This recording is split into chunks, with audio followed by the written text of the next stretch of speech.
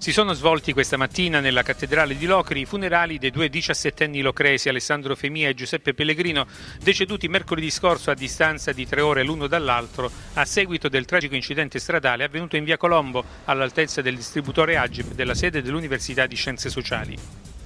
Una folla davvero commossa in una giornata di lutto cittadino proclamato dal sindaco Francesco Macri ha partecipato al rito funebre officiato da Sua Eccellenza Monsignor Giuseppe Fiorini Morosini, vescovo della diocesi di Locri Gerace, che ha voluto ricordare i due giovani che dell'amicizia sincera avevano fatto un valore di vita insostituibile.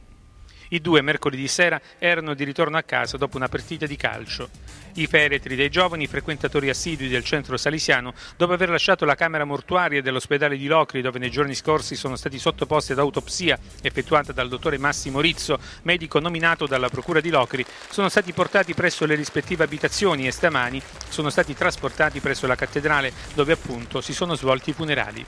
Per oggi intanto sul fronte delle indagini il sostituto procuratore Rosanna Sgueglia, titolare delle indagini, chiederà al GIP del Tribunale la convalida dell'arresto per Antonio Strangio, accusato di omicidio colposo pluriaggravato. Sarà quindi il giudice delle indagini preliminari a stabilire se applicare nei confronti di Strangio una ordinanza di custodia cautelare in carcere o una misura restrittiva alternativa.